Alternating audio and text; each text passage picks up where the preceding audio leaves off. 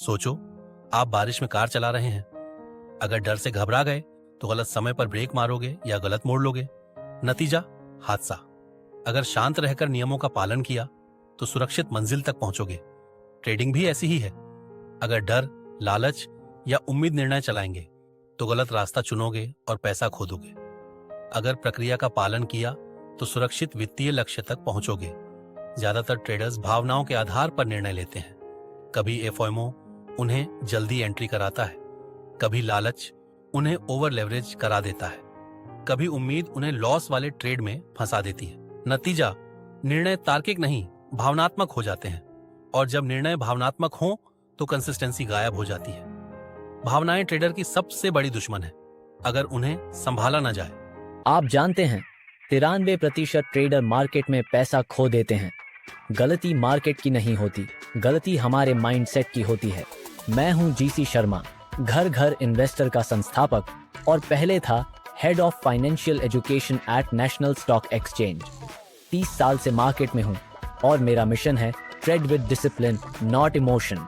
स्वागत है आपका बाउंस बैक ट्रेडर में, भारत के ट्रेडर के लिए एक मुफ्त यूट्यूब लर्निंग सीरीज जहां हम सीखेंगे कैसे हर लॉस को लेसन बनाया जाए। सेबी की 2023 रिपोर्ट कहती है 90% रिटेल ट्रेडर्स इक्विटी डेरिवेटिव्स में पैसा खोते हैं। बिहेवियरल फाइनेंस स्टडीज बताती हैं मुख्य कारण है भावनाओं का दिमाग पर हावी होना। न्यूरोसाइंस रिसर्च साबित करता है वित्तीय लॉस वही ब्रेन क्षेत्र सक्रिय करता है जो शारीरिक दर्द में होता है। मतलब पैसा खोना सचमुच दर्द जैसा लगता है। यह दिमाग को सर्वाइवल मोड में डाल देता है और गलत निर्णय कराता है। एक सर्वे में पाया गया 70% ट्रेडर्स कभी अपनी भावनाएं जर्नल में नहीं लिखते, इसलिए पैटर्न पहचान ही नहीं पाते और वही गलतियां दोहराते रहते हैं। डैनियल kahneman और एमोस ट्रस्की की प्रोस्पेक्ट थ्योरी ने भी दिखाया इंसान लॉस से बचने के लिए दुगुना रिस्क लेता है। यही कारण है ट्रेडर्स लॉजिक छोड़कर भावनाओं के पीछे चलते हैं। 1. डर, पैसा खोने या मौका चूकने का डर। ट्रेडर्स जल्दी एंट्री करते हैं या जल्दी एग्जिट। 2. लालच, जल्दी बड़ा प्रॉफिट कमाने की चाह। ट्रेडर्स ओवर लेवरेज करते हैं और बड़ा लॉस झेलते हैं। 3. उम्मीद, लॉस वाले ट्रेड पकड़े रहना कि मार्केट वापस आएगा। उम्मीद सबसे बड़ा दुश्मन है। 4. अहंकार, गलती मानने से इनकार। गलत ट्रेड को सही ठहराना। अहंकार और बड़े लॉस देता है। रमेश को लगातार 2 लॉस हुए। डर इतना बढ़ा कि अगले ट्रेड में जल्दी एग्जिट कर गया।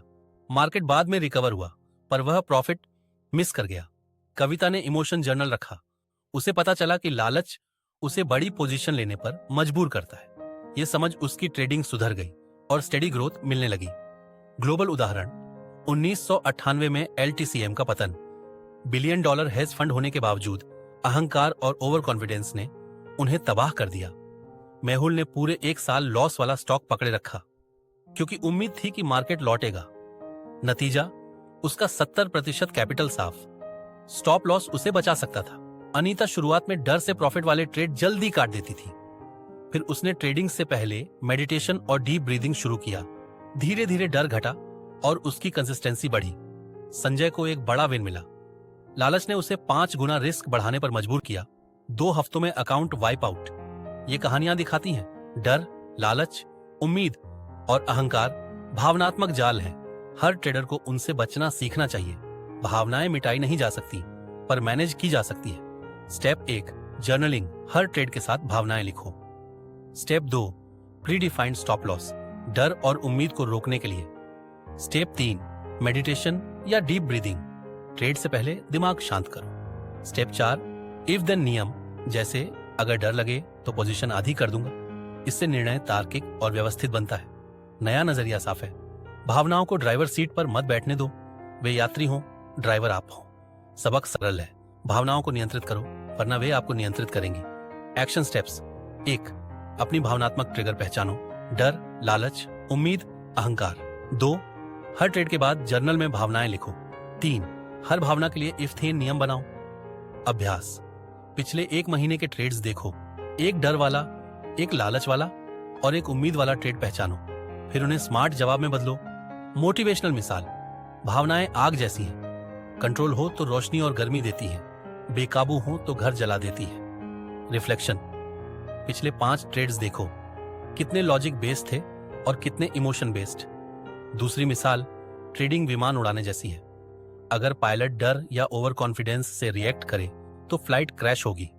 अगर वह इंस्ट्रूमेंट और प्रक्रिया माने तो फ्लाइट सुरक्षित लैंड करेगी। आपको तय करना है, क्या आपका ट्रेडिंग कॉकपिट भावनाओं से चलेगा या नियमों से। अगला माइक्रो लेसन दिखाएगा कि कैसे एक मजबूत ट्रेडिंग जर्नल भावनाओं और लॉजिक में संतुलन लाता है। आपने बाउंस बैक ट्रेडर का एक और लेसन पूरा किया।